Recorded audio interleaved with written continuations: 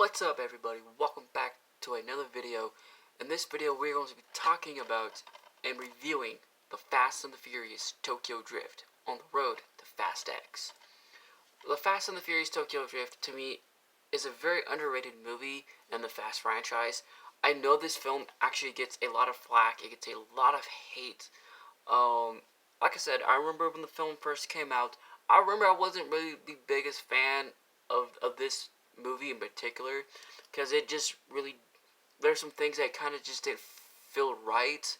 But overall, I kind of feel like, the Fast and the Furious Tokyo Drift, there's some really fun, there's some really exciting drift scenes.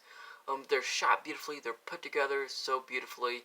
My biggest problem is that I have is with the actor who they cast as to play the lead. That is Lucas Black. To me, Lucas Black is just one of the worst actors out there. I mean, he just feels like he just totally, is just miscast. I mean, he has no clue what's going on. He kind of just feels like he doesn't know anything about cars at all.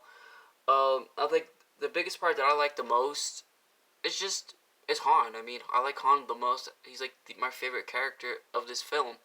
But overall, I feel like, they could have totally picked a different person. I mean, the guy's supposed to be a teenager. He's supposed to be 17 in this film, and this guy's just nothing more. You guys can see he has chest hair everywhere, and he does not look like a 17-year-old kid that he's supposed to be portraying in this film. But overall, the Fast and the Furious Tokyo Drift has its moments. Of course, there's quite a few continuity mistakes that are left within the movie. Cameras are seen briefly here and there. I know when there's a shot when he slides over, of course, the spoilers, it's so cringy. Like, you see it's gone, and then in a shot later, briefly you see the spoiler back on the car, and it gets me every time. Like, it really just gets me. It's so cringy, that, I guess, they didn't really care. They just, I guess they kind of just ran out of time with post-production, and I guess, the director or the editor, didn't really see, the mistakes that were left within the film. But overall, like I said, the Fast and the Furious Tokyo Drift, it's an underrated film.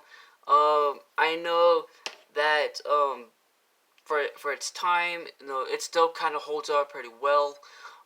It feels like, some of it seems kind of dated now. But overall, like I said, I've grown to enjoy, the Fast and the Furious Tokyo Drift. It's one of those movies that you just throw on and, like, okay, whatever, like, you just don't really care. There are some side characters that you kind of just don't care about. The villain's not very there. Like, he doesn't have a very strong villain. The villain just seems kind of stupid. Just a punk wannabe, that's it. But overall, like I said, the Fast and the Furious Tokyo Drift, it's a good movie. I mean, it definitely doesn't deserve the hate that it gets. It's definitely now a cult following. I consider it a cult classic now, and way I look at it.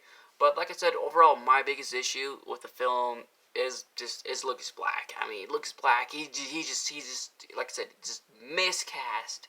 Like, he has no clue, like, what is going on. He can tell he doesn't want to be there half the time. Like I said, he's an awful actor. He can't act worth a damn. He's just one of the worst miscast actors, in a Fast and Furious movie. Of course, they brought him back briefly for a cameo in Furious 7. He was supposed to come back for 8. That unfortunately didn't happen. Of course, they bring him back for 9. He's not coming back for 10 or 11. Thank goodness. Like I said, because he's just a bad actor. I mean, like, he really has no acting chops. Of course, in the course of the plot of the movie is, he just has to avoid, to avoid a jail sentence. In order to avoid this jail sentence, he basically is now sent to live in Tokyo with his father. That's primarily the plot of the movie.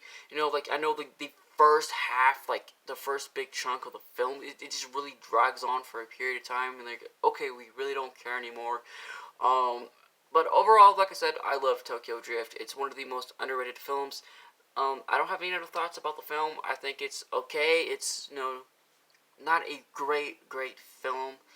Um, but overall, my biggest issue is just Lucas Black. That's my only negative, is the casting of Lucas Black. Overall, yeah, it's still a blast. I still have a fun time with Tokyo Drift. I can throw it on from time to time and just kick back and have a blast. So that's gonna do it, guys. Let me know in the comments below what are your thoughts and opinions on the Fast and the Furious Tokyo Drift. Make sure you guys like and subscribe. Hit those bell notifications. That way I can see you guys back here next time when new videos are posted. I'll see you guys back here in November as we continue the road to Fast X with Fast and Furious, the 4th installment in the Blockbuster Fast and Furious franchise. We'll be doing that in November. Until then, guys, have a great weekend. Happy Halloween. Have a safe and wonderful Halloween. I love you guys.